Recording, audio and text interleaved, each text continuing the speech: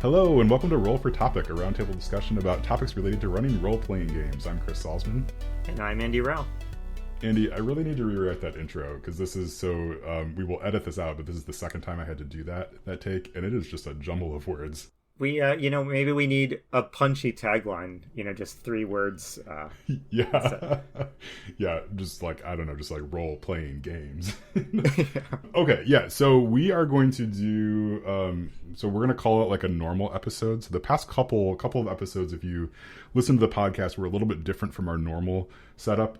This one is going to maybe be a return to form, but also probably not. So we'll see. We might end up rolling on the table of topics, but I make no promises. I don't know. Andy, do you make any promises? There are no promises to be had from this podcast today. All right, that's good.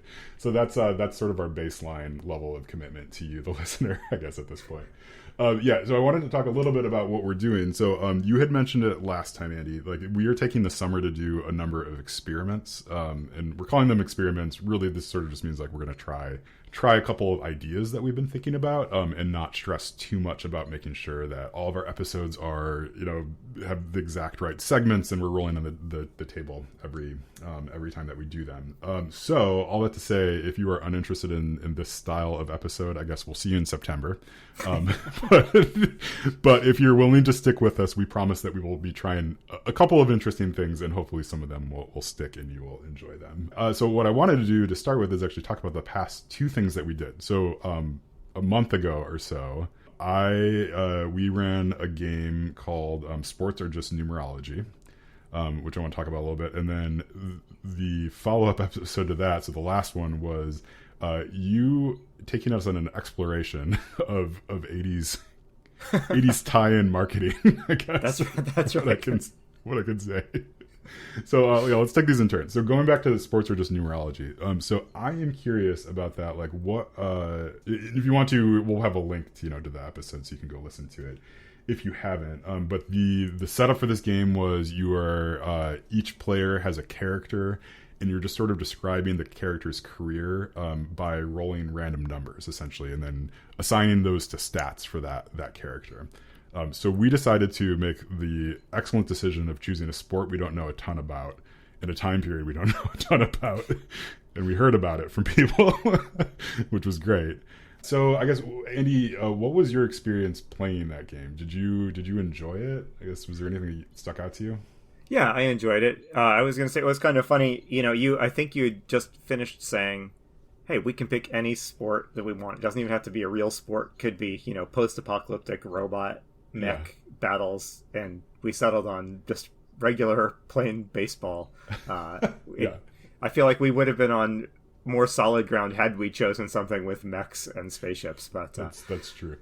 No, I enjoyed it, and it felt to me a little bit less, like a game, and more like what I normally think of as like character creation. Mm-hmm. So it felt like to me like we were almost creating character backstories by going through like a life path character creation system, which you'll find in Traveler and numerous other RPGs that are out there. So there was a sense in which, having finished going through that, and it only took us about 45 minutes to go from start to finish, there was a sense where I was at the end, I was kind of ready for like the game to start, if that makes sense. Not in a bad way. There was something enjoyable and just different for me personally in creating a story and then calling it done. Yeah, I'd agree. It's so like that style of game. So this is a 1-page RPG. I guess you could say it might be longer than 1 page, but the idea is it's a pretty simple, pretty directed experience. And there's a ton of games like this out there. And I don't really play a lot of them, but I found it to be a very enjoyable experience on my end. Sometimes after creating a character, I'm sort of done with the game a bit, right? Like, so that to me was fine, and almost it seemed like a feature too. It's like you get to experience this, you kind of get to play with the mechanics a little bit, and then it's done. You're not going super long. So in this game, at least, we only had to choose 6 stats. So we're only really coming up with like 6 or so facts about the character each. And so by the time you're done with that, like you sort of know what the game is. Like you've gone through the mechanics. There aren't like extra mechanics really to find at that point. And in fact, I think we were running out of sort of ways to massage the numbers to create stats at that point too.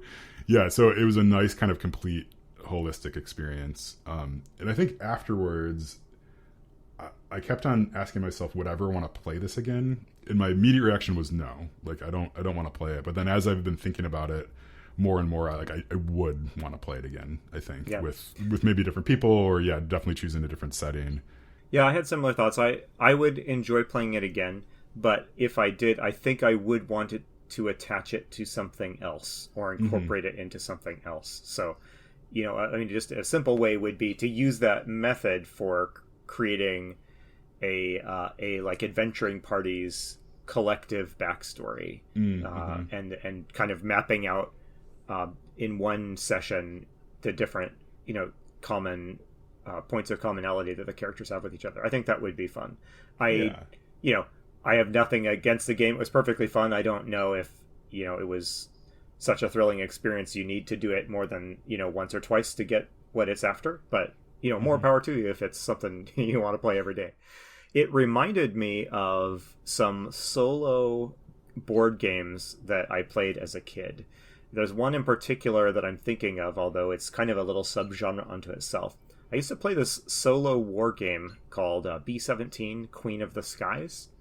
Okay. And it was a game in which it was simulating the World War II bombing of Germany, and you controlled the crew of a B-17 bomber, and using just random tables and rolling on all sorts of random tables, you would determine a mission and a target for the mission. You would assign your crew member to their spots on the plane, and then you would kind of run them through the mission in this very structured way, where you'd roll to see if enemy fighters show up and does the plane take damage and that sort of thing. That was one of the only games I've really played where the purpose of it was really to tell a story, because the goal of that was to try and get your crew through 25 missions so they could retire. But there wasn't much choice involved. I mean, there are little parts of it where you could choose to do one thing or do another, but generally speaking, you were really just rolling out the story of what happened to this crew. And at the end of that, whether they made it to 25 missions or they did not, you had this like kind of written record of this story of where they had flown to and what had happened on each mission. There's something satisfying just about having created that fictional history. And I mean, it's a different beast than sports or numerology. For one thing, sports or numerology has that social component, multiplayer component, which is important to it. But there is a real satisfaction in just creating a story. Yeah, I mean, so the B-17 game, like, there wasn't exactly like a win or lose state. It was just you got to the end and there was the story. Okay. Yep. Your game would end either by your plane being destroyed at some point or by you hitting the end goal. Either way, it didn't felt like you lost, really. It just felt like, okay, that's the end of this little story. Yeah, I'm going to look up. There was a quote I just read from Avery Alder. They created the Quiet Year and Dream Askew. I'm just going to find it. Yeah, so they tweeted, the big design flaw with winning is that it feels really good, but you can only experience it if you expose yourself to the risk of losing, which feels really bad. Yeah, and like, I've been thinking about that just for the past couple hours. I think I read it earlier today. Yeah, but then putting that in context of of sports or just numerology and this B-17 game and stuff, like when you remove that aspect of that failure state from a game, I think it frees you to experience the game in a very different way. Yeah. There's no option to min-max your character, so removing that entirely, right, like, allows you to just focus on the narrative that you're trying to get through. Yeah, that's a nice succinct way to put it. That's been on my mind a little bit too, just in the context of the Band of Blades game that I've been running, and Blades in the Dark pretty well, and I feel like those are a couple of several prominent games out there that really are somewhat removing that concept of just like all-out failure from the list of things that can happen to your PCs. Yeah. Those are games that, if you're playing it reasonably well, it's pretty hard to just like utterly fail at a task. I mean, it can be done, and it has happened, but there's the trend definitely is failure isn't as enjoyable as success or partial success. Mm-hmm. And yeah, that's it's definitely interesting. Yeah, yeah. It's like, I mean, because you and I both play video games quite a bit too, and I feel that trend has popped up in video games as well. That hesitancy to have a 100% game over Yeah. in a game. I mean, I don't know if any games have that anymore. Whereas that was a hallmark of the NES era of games, right? Is that you could just die and have to start over completely from the beginning. I was going to say, I think of games like Hades that fail, death, the thing that would be the game over, is actually part of what drives the story forward. That game never makes you feel... I mean, you feel terrible when you die, mostly because it was your fault. But you get back, and then it's unlocking little bits of the story, and there's even some sort of, like you're gaining experience and maybe leveling up, certain skills and things like that. But okay, so this then, I think this leads into the game that you ran last time, which I don't know. Did you come up with a name for it, or like what do you want to call it? Startlingly, I did not. Okay. I'm open to suggestions from you or listeners. Oh yeah, I mean, okay. So it was the framework of it was that we created quick characters that were marketing.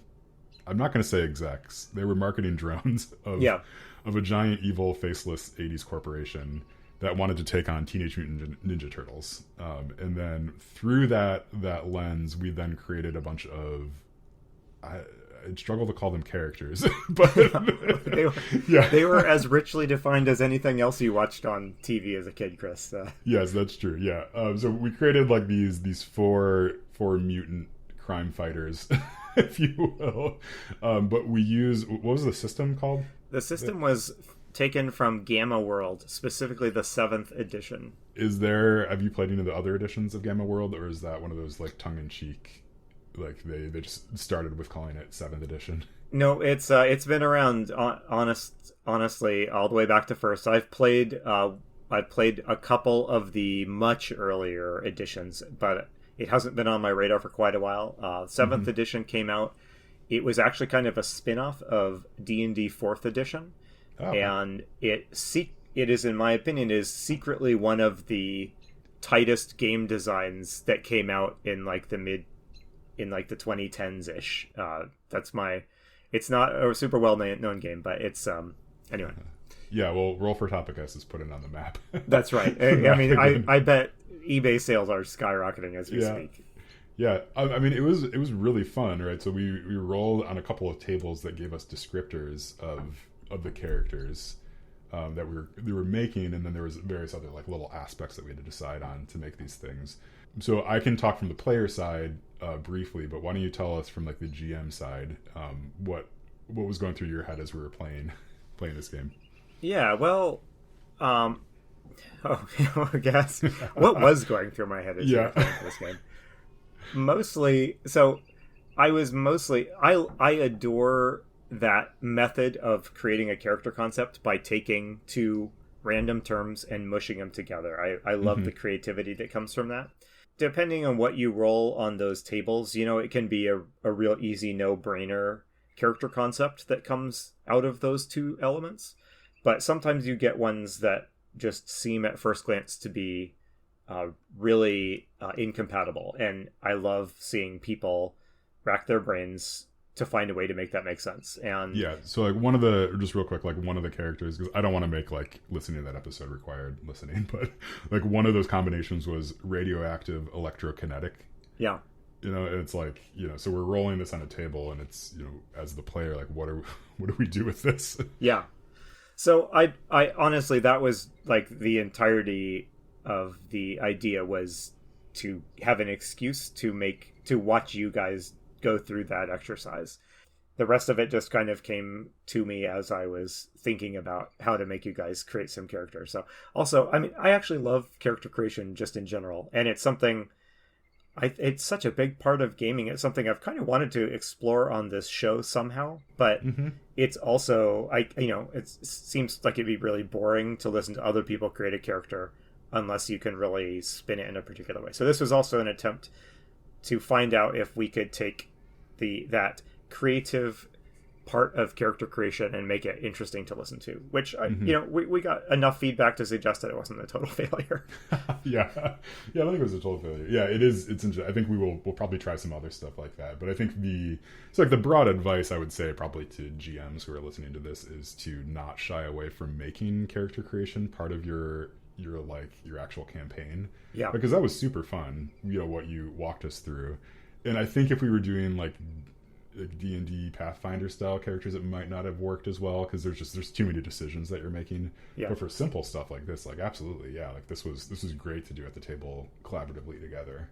Yeah, and with character creation, you know, it seems to me that most of the character creation I've done, or that I have had my players do, it's kind of you're really asking people to just come up with concepts from scratch, and that feels a little weird to me. Come up with a character you want to spend months or years of your life interacting with and engaging with, and I mean, it's still fun, and some people are really good at creating characters that have a reason to be in the world and that have some depth to them. But like you said, I wonder if more games could have their character creation process be a little bit more a part of the actual game, so it takes place at the same time you're kind of setting the stakes and you're fleshing out the world and you're establishing the tone, and that the characters would be born collectively out of that kind of discussion, rather than just,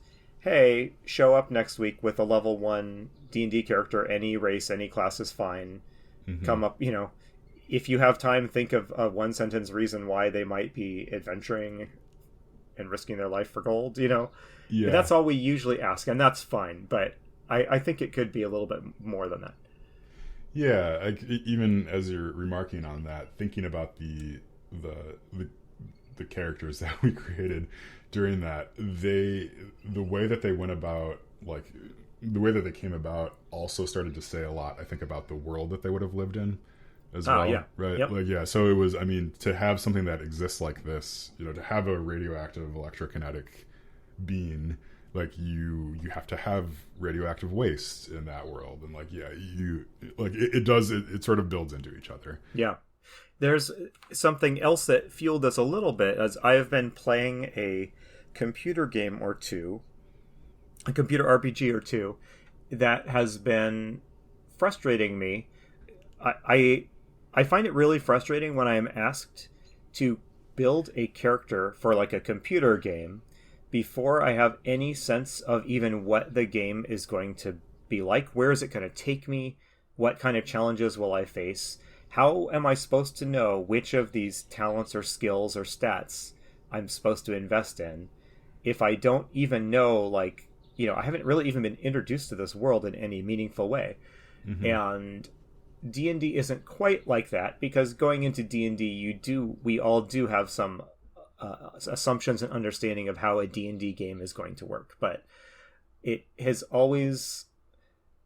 strikes me, like, in the computer game context, I would love, you know, an opportunity to design my character once I've done like a few missions, or I've spent an hour with the game, and with role-playing games, I sometimes, you know, wonder if we couldn't do something like that as well. Like, get into this a little bit, see what kind of character you're enjoying playing, and then let's circle around and like kind of figure out those mechanics for you. Oh, that's really fascinating. Yeah, it's the character creation is almost designed for the second time that you play. Yeah, in totally. Most games. It's never designed for the first time. Yep. Yeah. Well, almost never. I shouldn't say, right. say it never.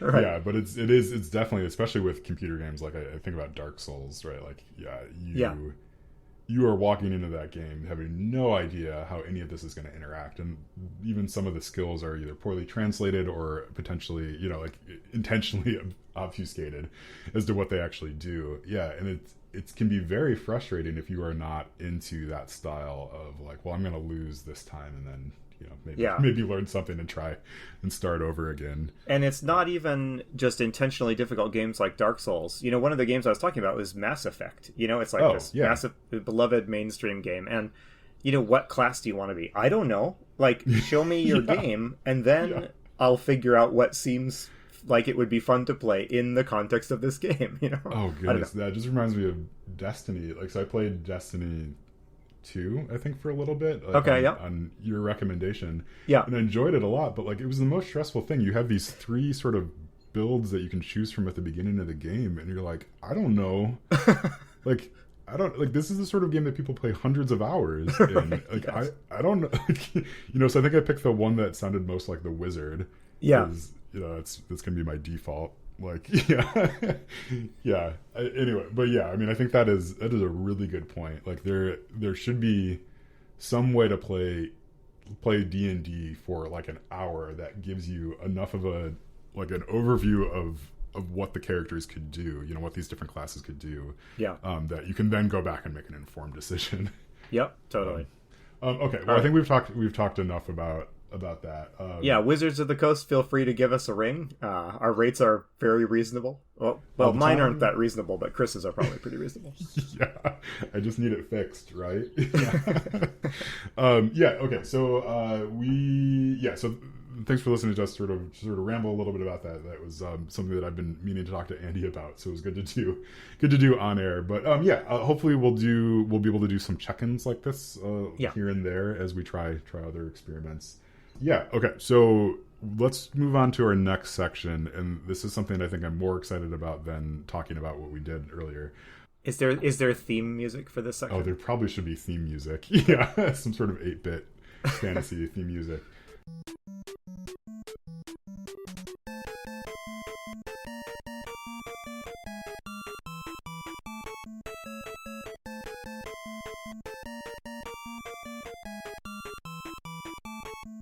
Okay, THAC0 came up recently in a conversation that we were having.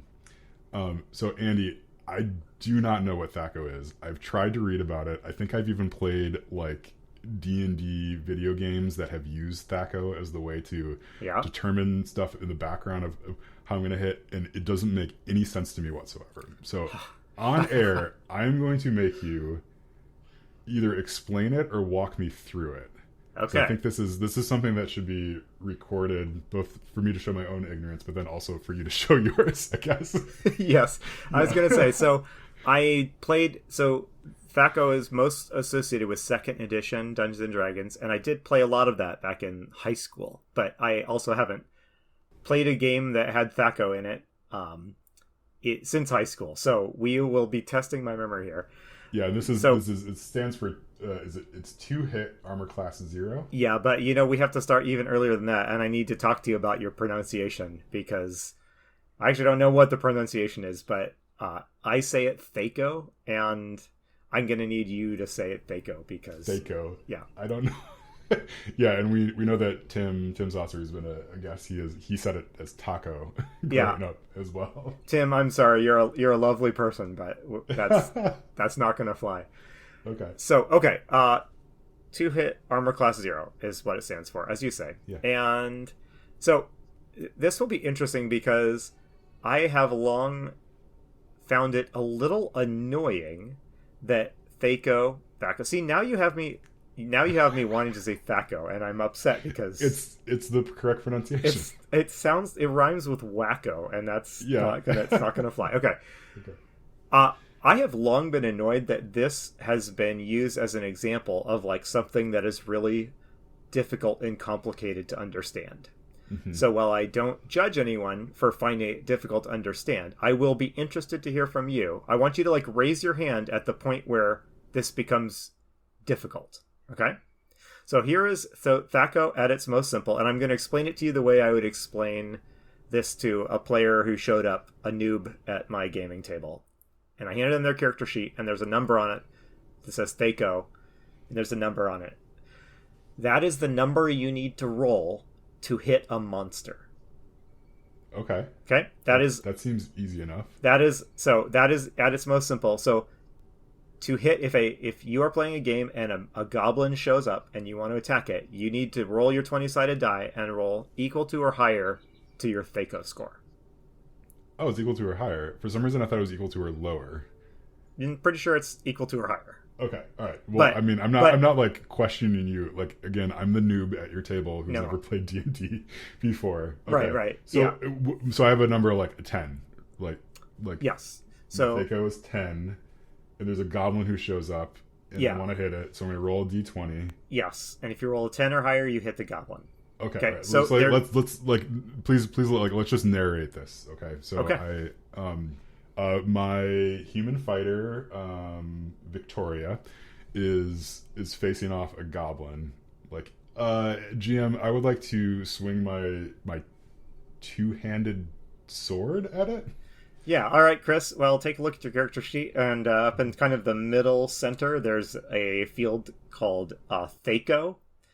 Stands for 2-hit armor class 0. I need you to roll your die. The 20-sided one is the big one with all the sides. Okay. And you need to roll that number or higher to hit the goblin. Okay. I rolled a 20. Is that good? Oh, yeah. So you complicated it now by getting a critical hit there. But yes, all right, you're all good. Okay, so you're through. That's THAC0 101. But now we're going to move on to THAC0 102. Okay? Okay. So I can already tell you're saying, but Andy, not all monsters are equally hard to hit. That is exactly what I'm saying in my head. Okay. See, I knew it. I know you. I know you well, Chris. So, monsters have a number called armor class assigned to them. So, so 2-hit armor class 0 is not just, it is a jumble of meaningless words, but it isn't just a jumble of meaningless words. That is the number you have to roll to hit a monster that has an armor class of 0. Okay. If you want to hit and if a monster shows up that does not have an armor class of 0, you have to do a little math. And that math is, you take the monster's armor class. So let's say that goblin, well, you take the monster's armor class and you subtract it from your THAC0. Oh, okay. You have an armor, let's say for purposes of our example, you have a THAC0 of 10, and the goblin shows up, and it has an armor class of 8. Mm-hmm. Chris, what do you need to roll equal to or higher than to hit the goblin? So this is where, is it 18? It's no, it's 2. Okay. So sounds like that made it way easier then, right? You start with your THAC0. Okay. And you subtract the armor class of the thing you want to hit. Okay. So it's 8. So I have to roll 2 or above in order to hit it. That seems way easier than if it wasn't wearing armor. Yeah, the example numbers I've chosen here are weird, but okay. So I have more to explain, but I want to know if you grasp this concept. Like, so Chris, this is the final exam in THAC0 102. Okay. You have a THAC0 of 14. A phase spider shows up with an armor class of 2. What do you need to roll equal to or higher than to hit it? A 12. Yes. Okay, good. You passed flying colors, Chris. Okay. Now, I don't know what questions you have now, but I'm going to try to anticipate them. So we are now, this is like THAC0 201 now, okay? Okay. Like this is, you graduated freshman year. Victoria is level 3. Yeah, you're level 3. All right. This is where it gets goofy, and you tell me, this is where I think people start getting confused. So, armor class in the edition of Dungeons & Dragons that used THAC0 is ranked from 10, the worst, to -10, the best. Okay, I'm raising my hand. Okay, yes, go ahead. Okay. Are there any other negative numbers on my character sheet? There might be some negative... Yes, there might be some negative stat bonuses. Okay. Of various sorts. I don't remember what a second edition character sheet looks like. It's possible you have seen a negative number here or there. Okay. So an armor class of 10 is actually super bad. Yes, it's the worst. Okay. So just to think about this, and something with an armor class of 10 would be, it would be the easiest thing to hit. Okay, so it'd be the easiest thing because of my THAC0 was 10, and it had an armor class of 10. Then it just anything would hit it. Yes, exactly. Okay. But if it had an armor class of -10, then only a 20 would hit it. Correct. So yeah, I was gonna save that for THAC0 202, but Oh well, I'm a brown noser. So. Okay, yeah. Well, all right. You're in the honors AP section of this course, young Chris. Maybe this is where you'll raise your hand and say this is where it gets hard. But obviously, if something has a negative armor class, what happens when you subtract a negative number? you actually add it. Yes. Okay. So Chris, you have a THAC0 of 10, and you're fighting whatever. An evil anti-paladin that has an armor class of -5 because of all that sweet armor. What do you have to roll to hit it? I have to roll 15 yes. to hit it. Yep. I should note, so when you roll, you would then, if you have like a +5 of Holy Avenger Sword, you would add that to your roll the same way you would do in other editions of D&D. Okay. So to review, you subtract from THAC0 the armor class of whatever you're trying to hit, and that's the number you need to roll. Okay. And you just have to remember, if it's a negative number, you got to add it. And that's weird. So you want your THAC0 to be low, you want your roll to be high, and you want the monster's armor class to be low. Yeah. So this is what is very complicated. Okay. So okay, I've just explained it. I'm sitting back with a satisfied look on my face. So and I am only partially being facetious here. So why is that a challenge for people to wrap their heads around? Because I can think of only one other D&D rule that causes this much complaining, and it's attacks of opportunity in 3rd edition. So very specific. Okay, so I think the tricky part to me is this subtracting a negative number. Mathematically, this is not a difficult concept. Like, my kindergartner knows about negative numbers, which that also kind of blows my mind. But yeah. So she was counting negative numbers yesterday, and I was like, who taught you about that? But okay, so that in itself is not a tricky mathematical concept. I think the part that short circuits my brain a little bit about it is, for the most part in D&D, you are always like adding numbers together rather than subtracting. So again, I don't know, like maybe back in, like AD&D times, like maybe you were subtracting numbers more often than you were. But it was so to me, it's like, well, I mean, if you flipped it, right? Like, so if you flipped it and then added the numbers instead, wouldn't that work? Right? Like, so rather than -10 being the best, if -10 was the worst and 10 was good, but then if you added them together, I think the math would work, although maybe not. I think the math might work, but you would also, it would have a equal but different, like, kind of weirdness to what you were doing. In that I don't know if it would feel intuitive to hit the monster with, like, taking one of your stats and adding the monster's stat to it. Would that feel weird? Yeah, I guess, because then you have to like roll under then at that point. So then it's well, so a couple of things spring to mind with me as well. So one is THAC0 is the rare value on your character sheet that gets better as it goes down. Yes. This was a little bit more common in the early editions of D&D, which is maybe why this didn't seem all that weird at the time, but seems weird now. Now, I think almost without exception, a higher number is almost always better or more effective on a D&D character sheet than a lower number, right? Yeah. In early editions of D&D, they didn't have that like one unified D20 mechanic to resolve everything. So there were like lots of different subsystems, and some of them had different. I don't know. I think there's something psychological about switching from like, oh, I want this to be low and instead of high. Yeah. I mean, it makes sense. Like, so I like the idea that it is. So this is something that you're rolling when you're attacking, right? Like, so it's a very distinct system, too, right? Like, so you can kind of separate it from maybe, like your general strength and stuff like that, which you might use in different ways.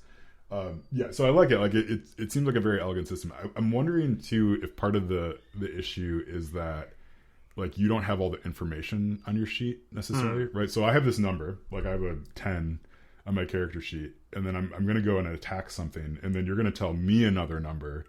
Then we're going to do a calculation. We're probably going to have to confirm that like our numbers are matching up and all that. Then I'm going to roll a dice, and then we'll go back to that number that we just invented, sort of out in the middle of the, like, yeah, we've just invented, and like to verify that everything like matches up, right? So there's a number of steps in there. Yeah. If that makes sense. And I think that's probably where a lot of players, and I'm going to say maybe me back in, maybe me at the table too, would run into issues, right? Yeah. Like, yeah. So like, I'm curious, when you were running those games, would you end up writing down like that number that they had to roll above, or would you just sort of verbally do it every time? I think we would just verbally do it. I mean, they would say I'm going to attack it. What's its armor class? And I would the same as I would in 5th edition. I would say its armor class is 13 or something, unless I was trying to be one of those clever dungeon masters and not reveal the monster stats. But I'm not. I will tell you. Yeah. So I mean, it practically speaking, it worked about the same as it does in 5e, where the player gets ready to roll their die, and they need one number from you to calculate what they need to achieve on the die roll, and then they do it. Mm-hmm. So it's worth talking about what THAC0 is trying to do, because I think it's kind of interesting. So THAC0 is, and again, I'm not an expert on this, so if you're like an expert in Gygaxian history and I get something wrong here, I apologize. But so before THAC0 came around, and I think THAC0 may have predated 2nd edition, I don't actually know, but before THAC0 came around, the way you figured out what number you had to roll to hit a monster was the dungeon master had to consult a chart in the Dungeon Master's Guide. Oh, so okay. If you, Chris, have the joy of flipping through the AD&D 1st edition Dungeon Master's Guide, there's charts, and on that chart you would say like, okay, this monster has like an armor class of whatever, and this player is like a 3rd level cleric, and then you would cross-index those, and you would find a number, and you would say, that number is 14. You got to roll a 14 to hit it. Oh. So you'll see pages of like just charts, just with giant charts of numbers like this. And so I think what THAC0 was is, Gygax or whoever was like, instead of having you look this up on a chart every time, and I should note, there was, if you were a wizard, you had a different like line on the chart than if you were a fighter. That was how you distinguished like who was better at fighting, Yeah. So Jill, who is playing a fighter, would have one number to hit it, but then if Bob comes with his wizard and tries to attack it, you'd have to check the table again, cross-referencing like the wizard with the monster. And so, I mean, the basic idea is here, guys, instead of like printing out all these charts, we're just going to give you the formula we use to figure this out, and you do the math yourself. And then they standardized, we'll just give everybody a THAC0 that's like a fixed number based on their class and level, and then you have all the pieces now to figure out what you need to do instead of referencing the chart. So I don't know, does it sound more fun to you to like reference that chart, or do you much prefer to have the formula, right? Judge, I think he's leading the witness. That's right. Yeah. Well, yeah. I am not entirely like, joking. I mean, obviously the answer is give me the formula, right? But I will say it did add to the just general mystique of the Game Master that they were always consulting a table or a chart and then telling you the numbers you needed to hear. That was there was a certain fun to it, but it certainly wasn't a fast process. Yeah, like that's actually really good to know that history. So I mean, probably it felt, my guess is, very revolutionary then at the time to have that one. So from my perspective, it seemed pretty cool, but interestingly, I was also playing the main other game I was playing at the time was Rollmaster, which among other has many virtues and failings, but one of the things it was trying to do was get all of the math consistent and making sense.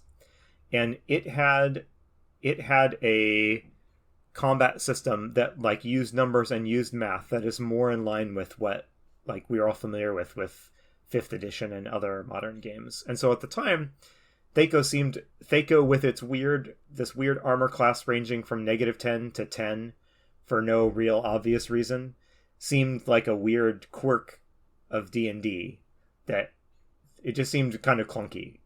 That said, if I had been like wholly invested in the old style, looking it up on charts, it probably would have felt like a breath of fresh air. Yes. Yeah.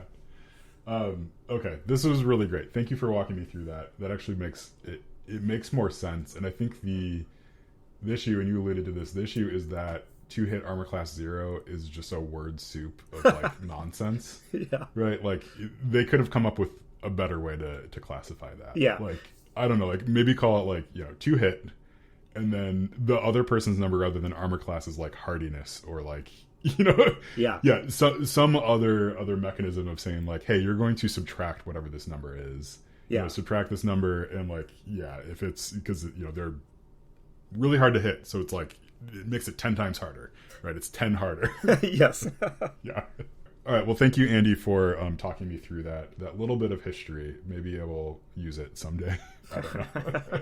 I think so, right? Because I've been trying to put off buying the AD&D Dungeon Master's Guide lately. Like I've actually like had it in my cart on Noble Knight and been like, I don't really need this. Do I really need to run an AD&D game? And I think I do at some point. So yeah.